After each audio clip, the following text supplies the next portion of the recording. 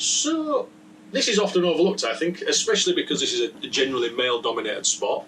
Sorry, girls, I'm not being sexist, it just is. We do want to see more of you on track, trust me, and there are plenty of you ladies out there, and you're also very fucking fast. But I think one of the issues is that because it's on us to kind of say, yeah, so far, I don't mind, we overlook one of the biggest issues with getting people out on track, which is it's quite a scary prospect. And it's okay to admit that it is a scary prospect. And I'm going to talk through a few of the common fears and how you can overcome them. So first of all, I just want to address that this is something that you have to do on your own, essentially. And by doing certain things, you can reduce that fear. You're not going to get rid of it altogether, let's face it. But one of the things you have to do is understand yourself, understand the fear and how to deal with it. Ant Middleton, which I've got a book there, I've got a couple of his books, has a technique called the fear bubble. So I recommend you grab his book called The Fear Bubble and read that. It's really interesting and will help you in everything, not just getting on track. So one of the big fears, let's say, and I'll break down how you can address these bit by bit, but one of the big fears I think is going alone. If you want to go on a track day but you don't have someone to come with you, maybe you've just got into biking and some of your friends are getting into biking and they're not quite where you are and you're ready for a track day, you want to go on one but you don't want to go by yourself. Now, I straight away want to tell you that that is a really good thing to do in a way, because you can do things at your own pace, not your friend's pace. If you're competitive, going out on track for the first time, you're going to have to get rid of that competitive edge, because you might be as fast as your friend, but there are going to be, even if you're Valley, you know, the doctor, he's getting past all the time and he's the go essentially. So if you are competitive, going on your own can probably be an advantage. There are lots of people that go alone, one-man bands. They rock up the night before in a little tent, sleep in the car, get the bike off the back of the trailer and have an awesome day, and you get to know them. Whether you say hello, you might have the same bike, whether they're having a wander around, you catch them on a break. Everyone on the track day is always open to having a laugh and a chat, because it's such a positive energy, it's such a positive day. Everyone's so excited and you've all spent your money and you can't wait to get on there, that generally, I've not been to a track day and met anyone who's been miserable. So if you go to somewhere like Cadwell Park, where you're in the car park, where essentially you're just lined up together, you are next to each other but you're not in garages, you will find that you're walking around. When you have the briefings, you sit together. If you're somewhere like Rockingham, where you have pit garages, you're going to be in a garage with someone. There aren't enough garages. I think Rockingham's open still. It might have closed, but Donington's the same. And when you're in a garage, you get to know those people. So if you're alone, you're a lot more open to having conversations with people, and people are more open to welcoming you in. So don't worry about going alone. That's okay. Another worry is riding poorly or going slow or being too slow. First of all, let's forget that. You are going to be riding poorly. Everybody does. Even on MotoGP, there are days when people ride poorly. The best thing about being a beginner is that people want to help you, and you will learn so quickly. The first session in the morning to the last session in the day, you will, honestly, I can't tell you how much you will improve. One track day gives you so much understanding about everything, mechanical, technical, your own ability, honestly, so much stuff that the difference is night and day. So yes, you are going to ride poorly, yes, you are going to ride slow.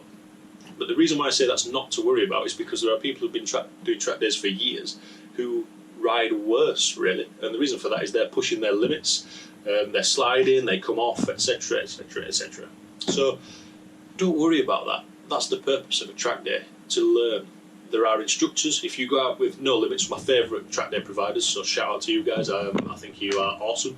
They have instructors there, and I think everybody does, but they have instructors there that you can go and speak to, and they'll take you out totally free. It's included in the price of the track day, and they'll follow you, they'll pull you in and say, look, do this, do that, don't do this, don't do that, and then you'll follow them, or they'll follow you again. You've got loads of options, and just doing that will give you a lot more confidence just from a conversation almost. What else can you do in terms of riding poorly or slow? Not much. You just got to accept it, and you got to accept that it's okay. There will be people slower than you and there will be people faster than you. There always is, no matter how good you are, so don't worry about that. Another worry is the funding, the cash. For me, I find it expensive. I'm not made of money. It's an expensive hobby, is motorcycling in itself.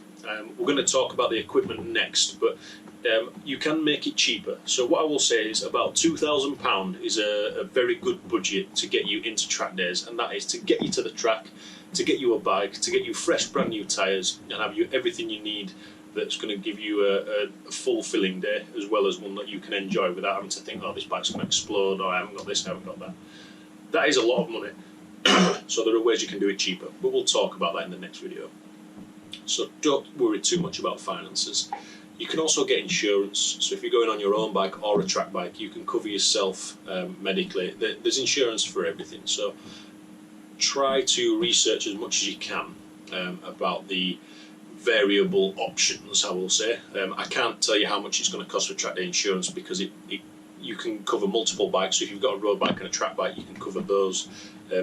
BMOTO is a good start. You've got to go and get a quote specific to yourself to see how much it costs. Same with insurance, it's all circumstantial, so your circumstances will be different from someone who's similar to you, so you need to just go and research that yourself. Okay, so we've covered going alone, we've covered the riding poorly or slowly, we've covered finances. Then there's another one, which is logistics. How can you get there? How am I going to prepare, etc. Fundamentally, all you need is a bike, and you need to get that bike to the track. So I used to hire a van. I've since bought a van because the amount I was spending on hiring a van, there was a cheap Transit that I got. My first Transit that I bought cost £150 and failed its MOT because it was dropping to bits, so you can imagine what that was like. I use Salford Van Hire, and it's about £45 a day, and that means you can pick it up at say 7, 8 in the morning and drop it off the next day at 7, 8 in the morning if you want. Depends what you're doing. Usually you've got to be at the track very early, so you're going to have to hire it for 2 days, so think of it at about £100.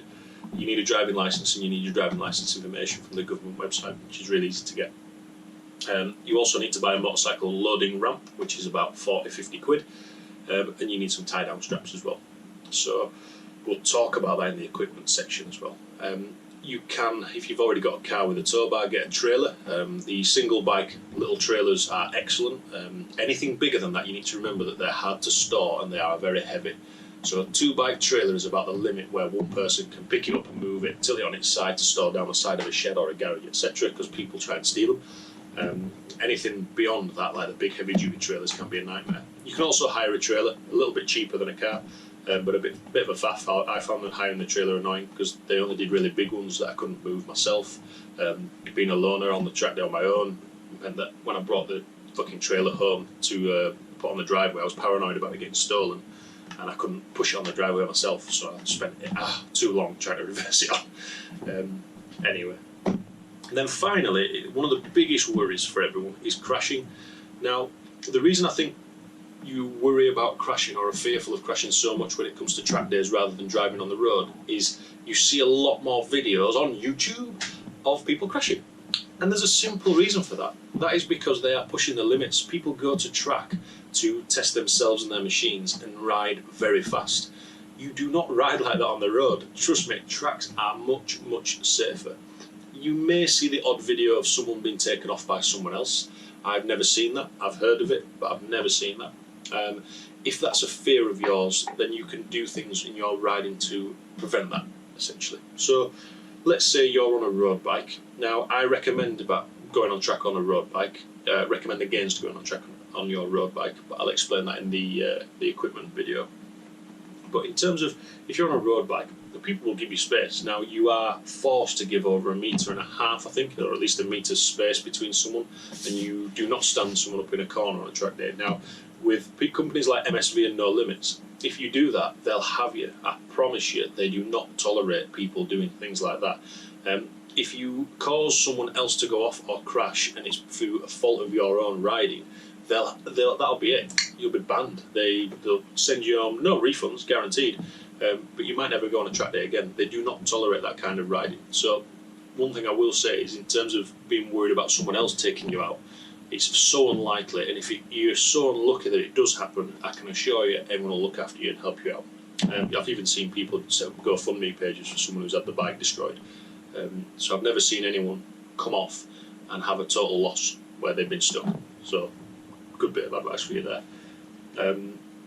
Anyway, crashing generally. Now, certain tracks are much more ruthless than others.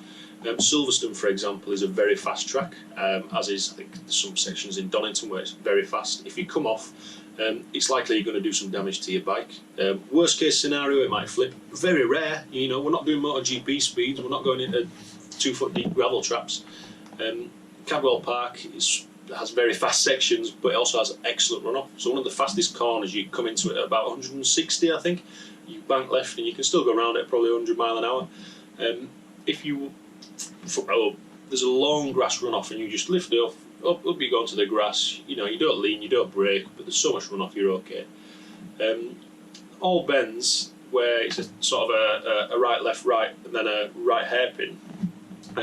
If you come off there, you're going to hit a barrier, but it's so slow. First gear corner, you know, I've come off. I'll hold my hands up. I've come off at Cadwell Park a couple of times, and I've not done any damage to the bike that meant I couldn't continue. I've had to check it over and, you know, mess around a little bit, bending things, but I haven't done any severe damage. So, crashing, is it a fear? Yes. How do you manage that? Well, you just accept that, look, crashing is a risk. But one thing I want to make crystal clear is that if you ride a road bike, you are so much more likely to crash and do more damage to your bike every time you go out on the road than when you go on track. That it's an unbalanced fear.